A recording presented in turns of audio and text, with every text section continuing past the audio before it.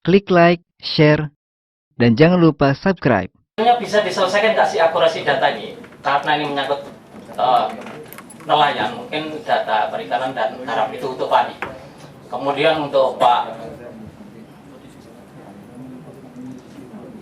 Arif, potensi laut kelautan kita ini kalau nggak salah kan ada 1,2 triliun US dollar. Kemudian yang digarap masih minim sekali. Dan kita udah terlalu lama pikiran kita adalah agraris. Apakah ada usaha-usaha dari Menteri Kelautan untuk membuat rakyat kita ini berpindah dari mental agraris ke maritim? Nah, di Kementerian Kelautan apakah juga dilakukan semacam bagaimana merekrut startup baru di bidang perikanan untuk Pak Arif ini? Masih ada ya Pak Arif ya? Kemudian untuk Pak Alan, ini hanya saya minta informasi aja Pak. Untuk UNCLOS, apakah benar Amerika Serikat belum meratifikasi? Dan yang terakhir Pak Reza ya, ini masih ada hubungannya dengan Pak Arif. Perpindahan dari masyarakat agraris ke maritim, dan kita akan kembali lagi ke para budaya leluhur kita butuh waktu berapa untuk menuju ke peradaban maritim? Terima kasih. Assalamualaikum warahmatullahi wabarakatuh. Saya Dian Kartikasari dari Koalisi Perempuan Indonesia. Terima kasih kesempatannya. Kami mengawal RUU perlindungan nelayan, budidaya ikan dan petambak garam ini sejak Mei, ketika Mei kita membangun konsultasi publik dan mengundang termasuk Ketua Komisi 4. Ada beberapa usulan penting yang harapan kami ini akan bisa mengubah. Pertama, soal definisi.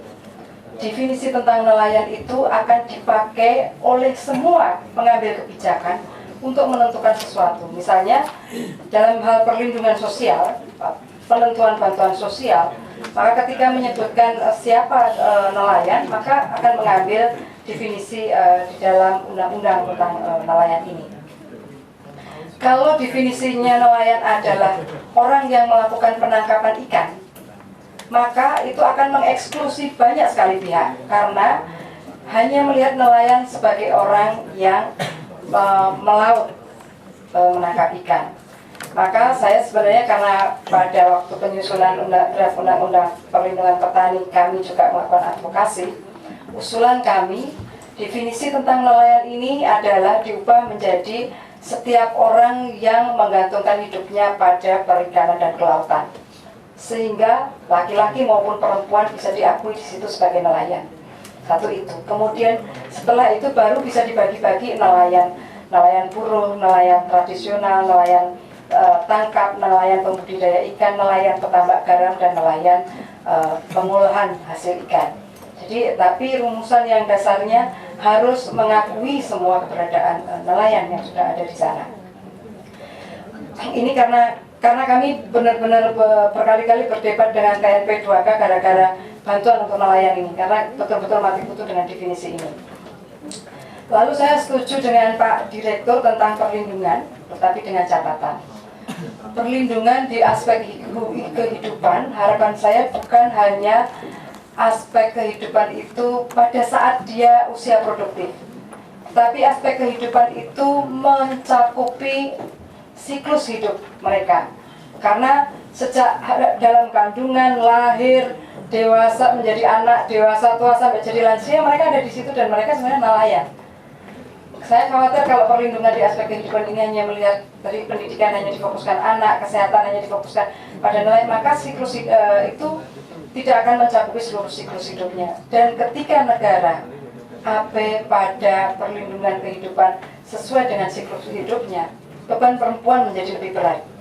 Karena secara tradisional beban perempuanlah yang melakukan perawatan dan pemeliharaan rumah tangga serta anggota di dalamnya. Jadi saya benar berharap ini mencakupi siklus kehidupan.